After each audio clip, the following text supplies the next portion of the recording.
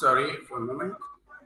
Yeah, these are my colleagues from Data Technology Africa, and Okay. it's a group that are very much tech savvy, and they are interested in how to take advantage of technology maximally. And I know that you are very fast about Mozilla Foundation and the support Mozilla is giving to safe internet and giving to young people around the world. So when I got your profile, I was so thrilled by the fact that we have a lot to hear from you. This is the immediate team that I'm working with, and I say this initial meeting will be very important before we meet the entire group. I'm happy to show up now today. And what we're interested in knowing in this meeting is what are the possibilities with Mozilla for young people. I know you have done so much around the world, but for our group, young data professionals who are interested in taking their practice higher and who are interested in taking advantage of 21st century technology. So that is why we're here, and you're welcome so much. We would like to hear from you now. Sure. So there are a couple of things that Mozilla is doing around web literacy, as you already might have known. And most of it is focused on grassroots level education in terms of like navigating the web. How do you keep, given the amount of like fake news, especially like if you're following the news in the US, you know how much fake news has influenced the entire US elections, right? So at the scale at which we're talking, I think issues like this really make a difference, and which is why Mozilla is focusing, has different project areas around these topics, and they're working hard to build that web literacy curriculum, which is already out. Various iterations of the web literacy curriculum is out already. I can share it with you over email if you're interested in taking a look at that. But the whole idea is that people get up to speed with what's happening, know how to navigate around the web, and become good web citizens. So that's the whole idea about this entire project. Most of the web literacy stuff falls under the Mozilla Foundation. So Mozilla as a whole, as a company, has the Mozilla Foundation and the corporation. So the corporation works on different projects like Firefox, the browser, then there is the IoT stuff, a whole bunch of projects which generate a lot of money. Then there's the foundation which focuses on initiatives like the web literacy movement. They basically take money from grants. So they pool in money through the grants that come in and work on one particular issue every year, depending upon the. So if I'm the one issuing grants to Mozilla, I tell that these are the 5 areas or 5 buckets in which I want to focus on, right? So that's the way the Mozilla Foundation works, where an organization, it could be the Gates Foundation, it could be the MacArthur Foundation, it could be the Ford Foundation, any of these huge foundations put in a lot of money and tell what are the issues that they want Mozilla as an organization to work on. So that's mostly the work that's been going on in different levels. Under the Mozilla Foundation, I specifically have been working with the Mozilla Learning Networks team. So at the Learning Networks team, again, our whole idea is to sort of help this web literacy to teach the web. That's the basic agenda. To empower citizens with the power of the web and help them understand that, hey, you know what, this is, web does not necessarily mean, at least, so I'm from India, and a lot of the Indian population think that the web means Facebook, WhatsApp, Instagram, right? For us, for a majority of the population, at least in India, I know that's the case. And that is actually horrifying if you think of it. Like, that is not the web. Like, the amount of things that you could do on the web is far more than what these three websites provide. But that's also because of the penetration that Facebook or WhatsApp and Instagram has in India. Right? So we do a lot of educational activities around teaching people how to build on the web. This might not just be like Mozilla related tools, but it could be like W3 schools. It could be like Khan Academy. Like basically, they don't dictate the agenda of your curriculum. You are free to use whatever tools you want to go out there and teach the web. And that's exactly how I started. I started using back then Mozilla had a tool called Popcorn Maker, which was used to make like interactive videos and stuff. Then they had App Maker used to build interactive web apps, and yeah, that's basically how I started off with the entire education system. What I'm currently doing right now is I'm part of the Mozilla Open Leadership Training cohort. So just to get a sense of what it is, the Open Leadership Training cohort is meant to impart the skills of working in the open with leaders across the world.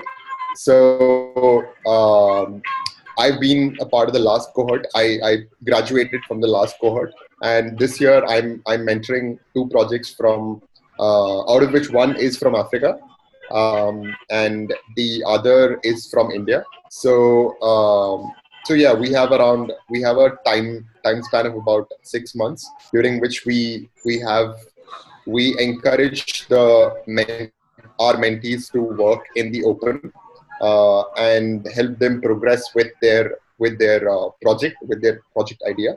And hopefully at the end of it, we'll have a project demo where they're expected to sort of show the final output of what they've been working on. Of course, all of this is out there in the open, so they're encouraged to, right from the beginning, to work openly, to gather feedback, to be more receptive to feedback. I think that's the key thing to working in an open project. Like, be more open to ideas from other people than just sticking to your silo and thinking that my project is the best, right? It's always about gathering more feedback and asking more feedback. Like, how do you even ask someone for feedback about your project, right? So, and then of course, getting more people involved and showing them the pathways and channels in which they can contribute to your project. So, so yeah, these are two projects that I'm working on with the Open Leadership Training. Apart from this, I also manage the Mozilla, the Learning Networks discourse forum. So if you don't know, I manage communities. I'm a community manager, and that's what I do for on my full-time role. I work with this company called HasGeek. We are more like a developer community sort of thing, based out of Bangalore in India. Excuse me. And I think for me personally, it really helps to sort of build my community management skills through this. It really helps me to understand new tools. So Discourse, for example, is like a great forum software, and if you are interested in community management, that is like one thing that you should take up. So I reached out to the Mozilla Foundation employees saying that I can give you a hand in managing the forum if you guys require that. And they were more than happy to bring me on board because I've been working with them for about 5 years now, for about 7 years now actually, on different projects. So they were more than happy to bring me on board as the Discourse moderator. Of late, there are some changes. So Mozilla organizes this event called the Moz Fest, which is the Mozilla Festival, which happens in London every year in Ravensbourne. So this year there has been we should. I'm not fully clear on what those might look like, but hopefully we should have more information by this month on what those changes are and what is Mozilla focusing on from now on. Oh, great. You talk about open leadership. Yeah. What are the specific projects do you take? I mean, do you do in open leadership? And I'm trying to see. So, okay, go ahead. No, go ahead. You should finish the question. I want to see how the dental professionals, which we are, can connect with that.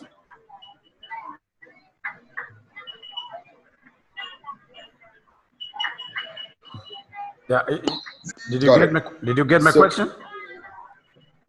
I think it broke off in the middle, but I'm guessing it's about how the open leadership training can help people like yourself who are in the dental profession. Exactly. Okay. So I can actually I'm just trying to figure out where. Oh yeah, I see the chat button here. Let me just a copy program and then explain some of the the two projects that I'm working on right now, so that you have a better idea.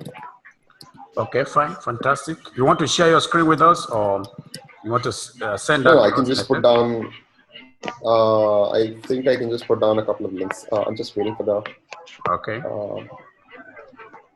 stuff to open up.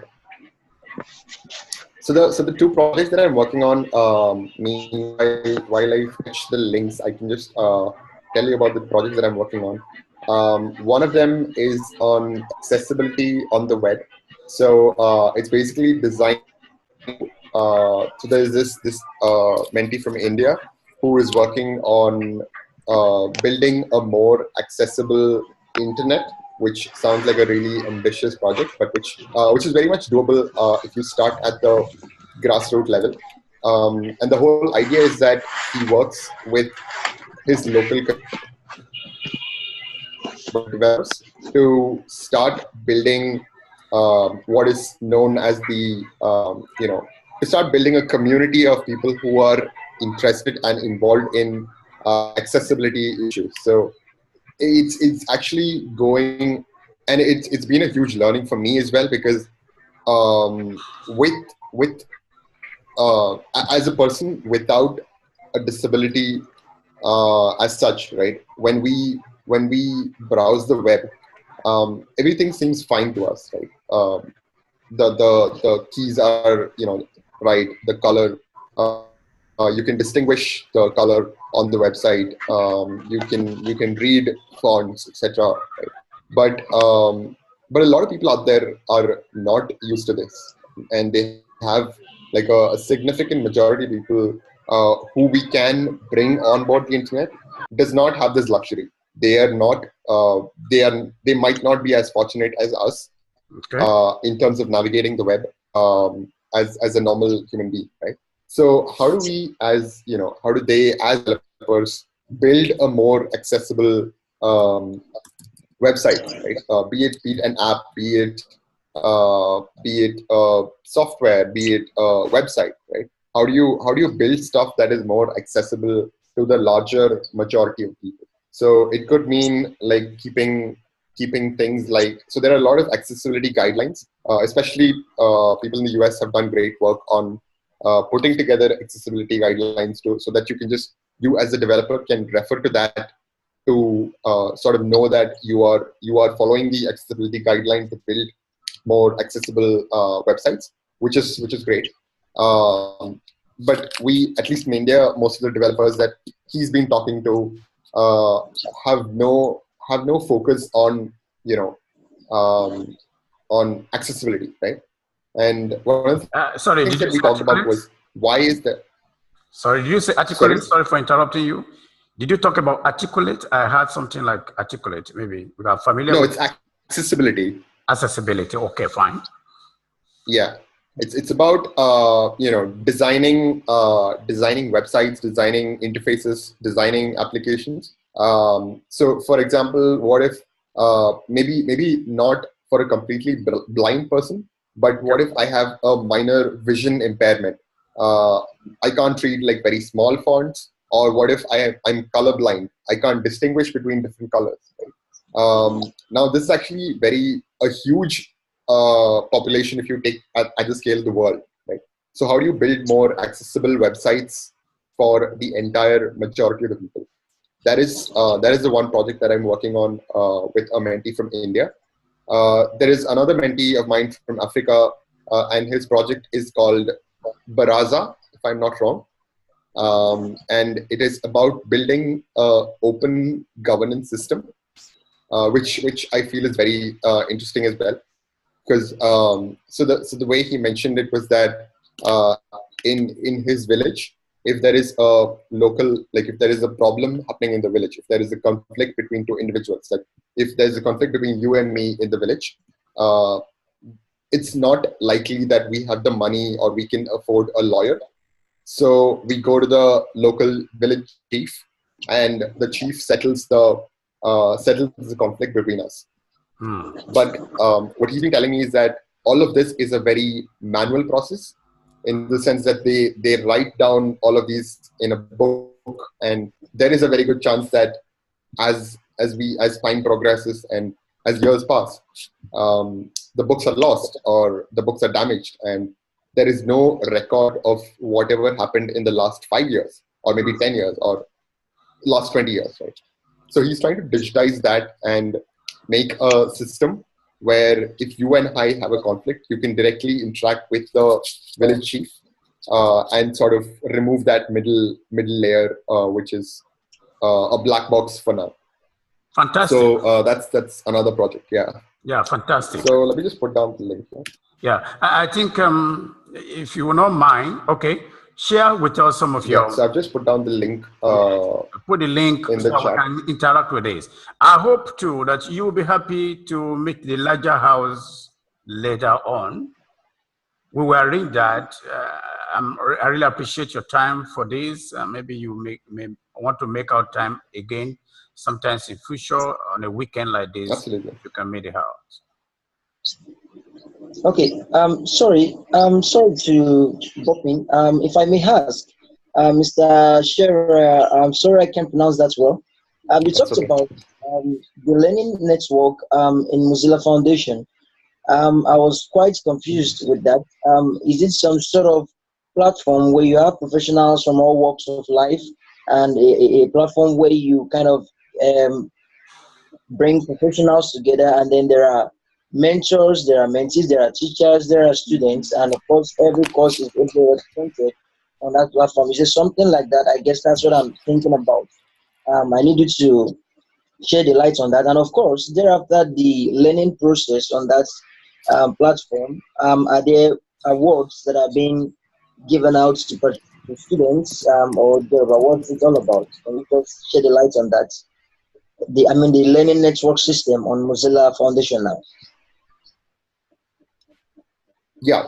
So I've just put down the link for the learning networks. Essentially, what it is in the whole is that Mozilla as an organization has different. How do I put it? Okay. So if you take a software company, okay, say Microsoft, or any other software company, say Google or Microsoft, right? They have different products. So in the sense that Windows is a product of Microsoft, then you have Xbox. Xbox is another product of Microsoft. You have a lot of resources. You have a lot of products which are by Microsoft as a company, right? The way Mozilla is divided or is structured in a way is that all of these are different products. Okay? All of these are like different teams. So Mozilla does not only have Firefox as the product. So essentially, the Mozilla Learning Networks is a team which is focused on the learning networks. on the umbrella of education, web literacy, and a whole bunch of other things on the teach the web side of things. And that's what is their focus area. So like you mentioned, it is, you were right in pointing out that you were right in asking whether it is a network of people from around the world, across different walks of life, coming together with a shared interest. That is exactly what it is.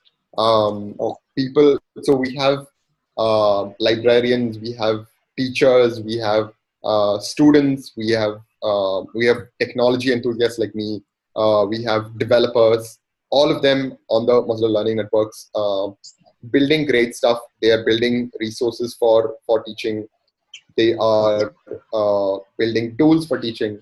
They are going ahead and teaching in schools and then delivering that report back to the system. So in the sense that we build, so there's a curriculum team who builds curriculums to teach the web. So it could be like fun interactive activities. It could be like, and all of this is in the open. So it's not like it's behind a paywall or you need to pay to get access to it. It's all out there on GitHub. So anyone can access it. So the first level is that the curriculum team builds the curriculum for whatever activity they're planning to do. Okay. And post that, what happens is the people who are working or these educators from the community, they implement that curriculum with the real, with the live set of students and get their feedback, right? So curriculum designers, so when we design a curriculum, we might not have thought of all possible use cases, right? Whereas when you actually go ahead and test that curriculum with an actual classroom full of students, you get a very interesting feedback. So how do you incorporate that feedback back into the existing curriculum and then revise and publish a new curriculum? So that's the sort of work that goes in the learning networks. So if you take a look at that link, it has a lot of sections, including like teaching activities that you can have. There are tools, and then there is something called the Moxilla clubs, which I believe is going to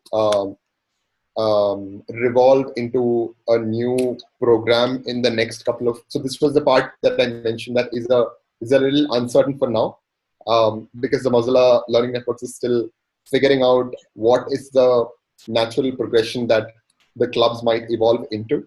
But essentially the clubs, as we know it for now, is something that anyone can start.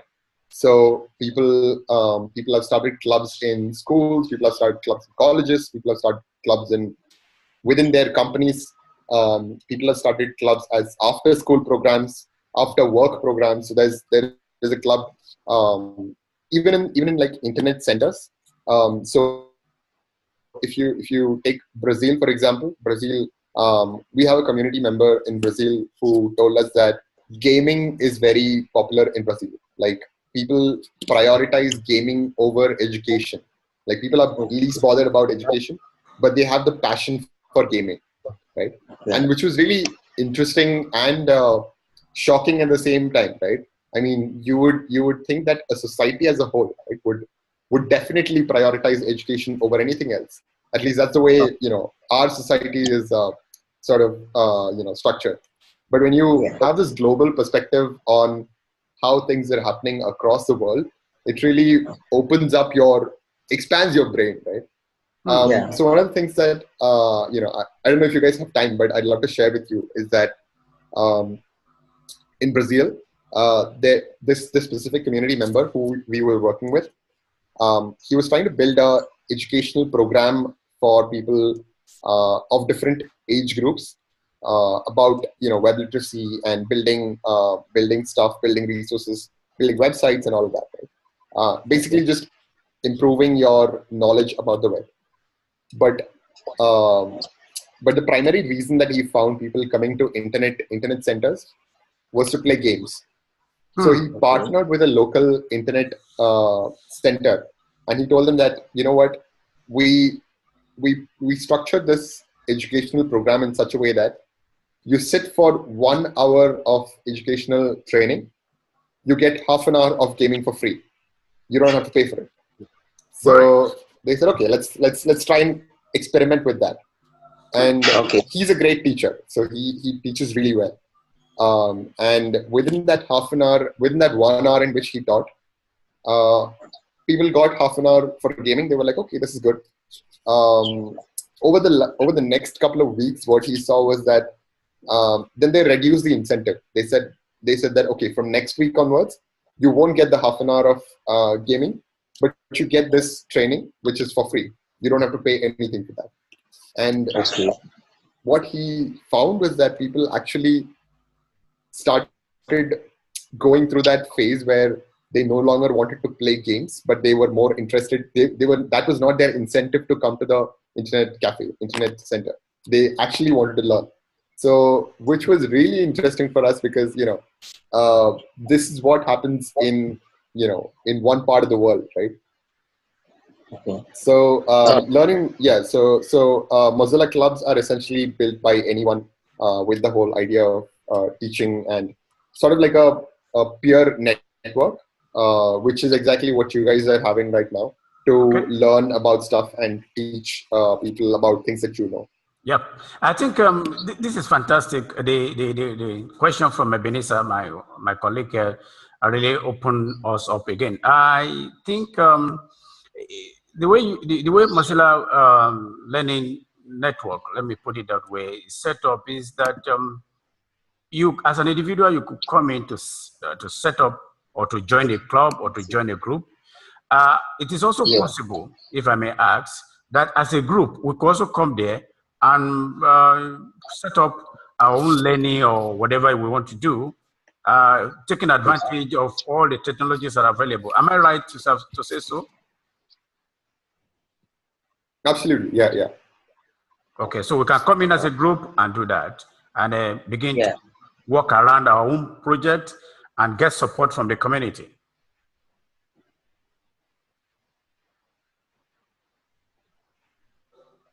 Hello? Yeah, can you hear me? Sorry, I lost your voice up there. Okay, I said we could come in as a group, and as we also foster a project, then we begin to get support from the community members here and there. Is it right? Is it the way it works?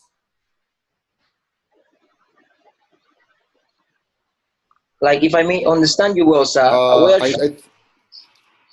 what it's trying to say is that can we come into the Mozilla Learning Network system as a community, as a group, a professional organization now, and then set up a platform whereby we carry out some learning process and, of course, certify people for going through the learning process. We train them well and then build a sort of professional environment amongst ourselves. And, of course, alongside every other community on the Mozilla. Okay, so support too. Just give me 1 minute. I'm just gonna move into a better room where I can get a better connectivity because I keep breaking out here right now, so I'm not able to hear you properly. Hopefully this should work. Okay. So I guess your question. Can you log in and out again? Okay. If I can do that. Yeah. If you're not hearing very well, can you log in and out? Let's do that in a few minutes. Let's log in and out so that we can get better reception and better. Sure. Okay, let's log in and out. I will end it now. Then you log in again. Every other person also will come in again. Omatayo, I think that is okay by you. Okay, let's log in and out. I got it. Yeah. All right.